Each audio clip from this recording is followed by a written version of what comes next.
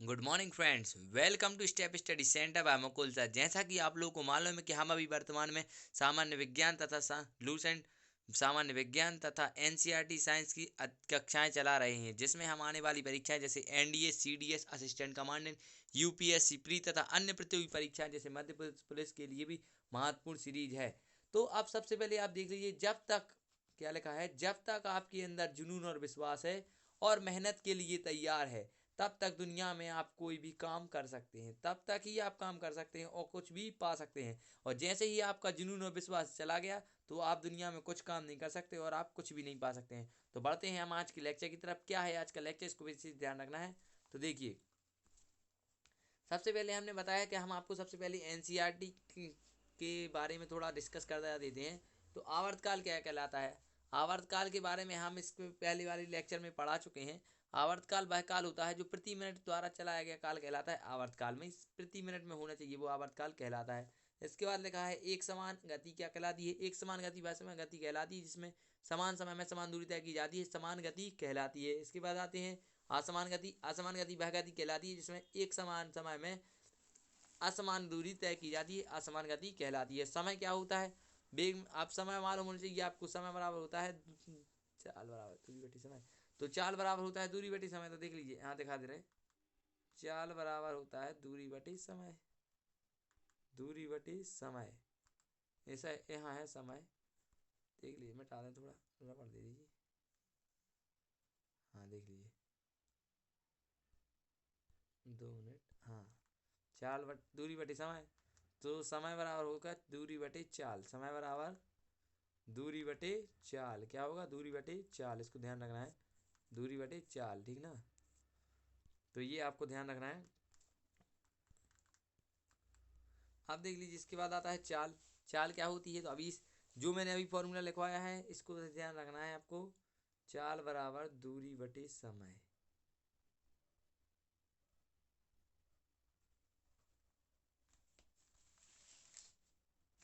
चाल बराबर दूरी बटे समय, बस आपको पढ़ लेना है। हाँ, और आप इसको बस अच्छे से याद कर लेंगे तो आपको सब समझ में आ जाएगा चाल क्या होती है, दूरी क्या होती है। तो बैटरी क्या होती है? बैटरी वह होती है जिसमें एनोड व कैथोड दो प्रकार के क्या होते हैं, वो पाए जाते हैं। ऋणायन और धनायन के प्रकार के आयन पाए जाते हैं, बैटरी कहलाती है। बैटरी के अंदर बहुत ज़्यादा सेल पाए जाते हैं, ठीक ना। और विद्युत परिपथ क्या कहलाता है? एक ऐसा परिपथ जिसमें विभिन्न प्रकार की विद्युत उपकरणों को जोड़ने चलाने के बारे में तथा बंद करने का परिपथ बनाया जाता है, विद्युत परिपथ कहलाता है। लघुपतन क्या कहलाता है? एक छोटा सा पथ जिसमें विद्युत परिपथ को क्या हो जाता है, रोका जाता है, लघुपतन कहलाता है। विद्युत घंटी वह घंटी होती है जिसमें जो चुंबकीय प्रेरणा के काम पर काम करती है, विद्युत चुंबकीय सिद्धांत पर काम करती है, विद्युत घंटी कहलाती है। विद्युत चुंबक वह चुंबक कहलाता है जो विद्युत द्वारा उत्पन्न किया जाता है, विद्युत द्वारा बनाया जाता है, विद्युत चुंबक कहलाता है। फ्यूज तार वह तार होता है जिससे किसी घर के अंदर पहुंचने वाली अवांछित बिजली से होने वाले नुकसान को रोका जाए। अब इसके बाद आता है विद्युत होल्डर क्या कहलाता है? आपने देखा ही होगा, होल्डर जिसमें आप बल्ब लगाते हैं। और विद्युत का तापीय प्रभाव एवं चुंबकीय प्रभाव क्या है? तो विद्युत का तापीय प्रभाव क्या है? जब कभी भी आप विद्युत को देखते होंगे या बल्ब को देखते होंगे तो जब बल्ब जलता है तो क्या होता है, बल्ब गर्म हो जाता है। और चुंबकीय प्रभाव क्या है? अब कभी आपने एलोमीटर वगैरह देखा होगा तो उस एलोमीटर के चारों तरफ चुंबकीय तरंग उत्पन्न हो जाती है विद्युत के कारण, तो क्या कहलाता है? विद्युत का चुंबकीय प्रभाव कहलाता है। तो बढ़ते हैं हम आज के लूसेंट के लेक्चर की तरफ। तो क्या है आज का लूसेंट का लेक्चर, तो अच्छे से देखते जाइएगा। जब तक आप लोग देखेंगे नहीं, जब तक आपको समझेंगे नहीं, तो आपको समझ में नहीं आएगा और पढ़ते नहीं बनेगा और क्वेश्चन नहीं बनेगा वहाँ पे। तो यहाँ बहुत अच्छे से समझाया गया है कि वायुमंडलीय दाब क्या है। तो पृथ्वी के चारों ओर जो और विभिन्न गैसों का मंडल पाया जाता है वो क्या कहलाता है? सबसे पहले तो वायुमंडलीय दाब, इसको याद होनी चाहिए आपको कि वायुमंडलीय दाब क्या कहलाता है। जो पृथ्वी के चारों ओर वायु और विभिन्न गैसों का मंडल क्या कहलाता है? वायुमंडलीय दाब कहलाता है। अब उसके बाद देखिए, उसके बाद लिखा है वायुमंडल की उपस्थिति में क्या लिखा है, देख लीजिए, थोड़ा अच्छे से दिख जाएगा। वायुमंडल में उपस्थित वायु हम सभी पर अत्यधिक क्या डालती है? हम सभी पर क्या डालती है? दाब डालती है, मीन्स फोर्स करती है हम लोगों को, जिससे वायुमंडलीय दाब कहा जाता है। क्या कहा जाता है? जिसे वायुमंडलीय दाब कहा जाता है। वायुमंडलीय दाब की पहली बार गणना वन क्यूरिक ने की थी। कब की थी? वन क्यूरिक। क्या है यहाँ? गा है, यहाँ क्या है? ग्यू। वान ग्यूरिक ने की थी। किसने की थी? वान ग्यूरिक ने की थी। सामान्यतया वायुमंडलीय दाब होता है जो पारे के 76 सेंटीमीटर वाले एक स्तंभ द्वारा 0 डिग्री सेल्सियस पर 45 डिग्री के अक्षांश पर समुद्र तल पर लगाया जाता है। बस आपको थोड़ा मेरे साथ बोलते जाना है, जिससे जिस समय मैं रुकता हूँ तो आपको ही बोल देना हाँ ये है, ठीक ना। अब इसके बाद लिखा है अब क्वेश्चन ऐसा आता है, वायुमंडल पृथ्वी हम लोगों पर कितने किलोग्राम का दाब डालता है? तो 16,000 किलोग्राम का दाब डालता है। अब आता है, पृथ्वी के निकट समुद्र तल से प्रति 110 मीटर की ऊंचाई चढ़ने पर वायुमंडल दाब लगभग 1 सेंटीमीटर कम होता जाता है। इसके दैनिक जीवन में उदाहरण देखने को मिलते हैं। जब कभी भी आप पहाड़ वगैरह पे चढ़े होंगे तो आपकी नाक से खून आने लगता है, या फिर आप खाना पका रहे हो पहाड़ पे तो खाना भी बहुत कम पकता है, तो देर लगा देता है, या फिर आप वहाँ पर पानी उबाल रहे होंगे तो उसमें उसका कारण क्या है कि जो वो चीज़ रहती है उसका क्वथनांक क्या हो जाता है? कम हो जाता है। क्वेश्चन आता है पहाड़ों पर क्यों नहीं होता? तो क्योंकि उसका क्वथनांक कम हो जाता है, ठीक ना, ध्यान रखना है। अब आते हैं वायुदाब मापी क्या है? तो वायुदाब मापी को बैरोमीटर या वायुदाब मापी भी कहा जाता है, ठीक ना, जिसमें वायुमंडलीय दाब मापा जाता है उसे बैरोमीटर या वायुदाब मापी कहा जाता है। अब देख लीजिए आगे थोड़ा क्या है। टॉरी शैली के प्रयोग के आधार पर फोर्ट ने इस यंत्र को बनाया था। किसने बनाया था? कोर्ट ने इस यंत्र को बनाया था। इसे इसे फोर्टन का बैरोमीटर भी कहते हैं। कौन का बैरोमीटर कहते हैं? फोर्टन का बैरोमीटर भी कहते हैं। फोर्टन नहीं, फोर्टन है इधर, ठीक ना, फोर्टन का बैरोमीटर भी कहा जाता है। यह किसी भी समय वायुमंडल के दाब की ठीक ठीक जानकारी देता है। क्या देता है? किसी भी समय वायुमंडल की ठीक ठीक दाब, क्या है इधर? दाब, दा में यहाँ की और बा, काय की जानकारी देता है, दाब की जानकारी देता है। अब देखिए, बैरोमीटर की सहायता से मौसम संबंधी पूर्वानुमान लगाए जा सकते हैं, इसको ध्यान रखना है। बैरोमीटर की सहायता से क्या किया जा सकता है? मौसम संबंधी पूर्वानुमान लगाए जा सकते हैं। और बैरोमीटर का पाठक जब एकाएक नीचे गिरता है, बैरोमीटर का पाठक माने पठन, जो उसका जो वो है मापन, वो एकाएक जब नीचे गिरता है तो क्या होता है? ये क्वेश्चन आता है, इसको ध्यान रखना। तो क्या होता है? आंधी आने की संभावना होती है। जब एकाएक गिर जाए तो क्या होगा? आंधी आएगी। दूसरी बात, जब धीरे धीरे गिरेगा तो क्या होगा? बरसात होगी। और जब धीरे धीरे ऊपर चढ़ेगा तो मौसम साफ होगा। ख्याल रखना बात को। धीरे धीरे जब नीचे गिरा तो क्या होगी? बरसात होगी। और जब धीरे धीरे ऊपर चढ़ेगा तो क्या होगा? मौसम साफ होगा। अब आते हैं हम, निद्रव वायुदाब मापी क्या कहलाता है? निद्रव वायुदाब मापी, आपको इसको शब्द से ही समझ में आ रहा होगा कि निद्रव, निद्रव भी जिसमें दाब ना, द्रव ना हो, वो क्या कहलाएगा? निद्रव दाब वायुदाब मापी कहलाता है। तो फोर्टिन के पारा दाब मापी की कमियों को दूर करने के लिए, किसकी कमियों को? फोर्टिन के पारा दाब मापी की कमियों को दूर करने के लिए इस दाब मापी का निर्माण किया गया था।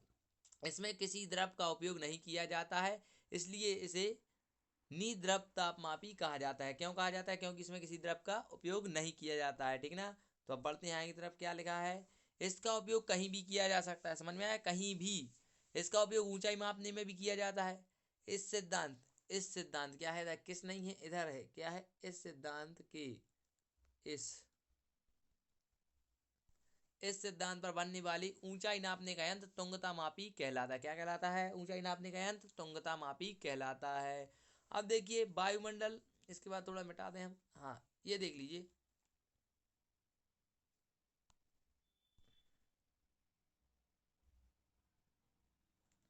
हाँ, अब देख लीजिए, मानक वायुमंडलीय दाब पारे की 760 मिलीमीटर, अर्थात अब ये मैं बता रहा हूँ कि वायुमंडलीय दाब कितना होता है, इसकी परिभाषा सुन लीजिए। तो मानक वायुमंडलीय दाब पारे की 760 मिलीमीटर, अर्थात 76 मीटर ऊंची नली के दाग को मानक वायुमंडलीय दाब कहते हैं। अर्थात 76 सेंटीमीटर ऊंची नली के दाब को मानक वायुमंडलीय दाब कहते हैं। और यह एक एटीएम के बराबर होता है। क्या? एटीएम मीन्स होता है एटमॉस्फेयर। क्या हो? एटमॉस्फेयर मीन्स वायुमंडलीय दाब के बराबर होता है। तो एक एटमॉस्फेयर बराबर 10 12 92.28 पास्कल या 8 पास्कल होता है। 10 12 92.8 पास्कल होता है, ठीक ना। इसको ध्यान रखना है आपको कि एक वायुमंडलीय दाब कितने पास्कल के बराबर होता है? तो 10 12 92.8 पास्कल के बराबर होता है। इसको ध्यान रखना है। और तुंगता मापी किस सिद्धांत पर कार्य करता है? निद्रव वायुदाब मापी के सिद्धांत पर कार्य करता है। तो अब इसके बाद लिखा है, यदि बैरोमीटर में पारे के स्थान पर पानी का प्रयोग किया जाए तो पारे की 0.6 अंतर मीटर की तुलना में पानी की ऊंचाई नली, क्या है इधर? नली, नदी नहीं है, नली है। क्या है? नली। क्या है इधर? नली, नली, इसको ध्यान रखना। नली, नली में 10.30 मीटर होगा। क्या होगा? 10.30 मीटर होगा। इसलिए होता है कि बैरोमीटर में द्रव की ऊंचाई द्रव के घनत्व का सीधा समानुपाती होता है। क्यों होता है? क्योंकि द्रव की ऊंचाई घनत्व का सीधा समानुपाती होता है। बैरोमीटर में द्रव की ऊंचाई द्रव के घनत्व के समानुपाती, इसको ध्यान रखना है, द्रव के घनत्व क्या होता है, समानुपाती होता है, ठीक ना। इसको अगर आप भूल जाएंगे तो आपको प्रॉब्लम बना देगा ये सवाल। क्या होता है, द्रव के घनत्व के समानुपाती होता है। अब इसके बाद 2 मिनट, हाँ।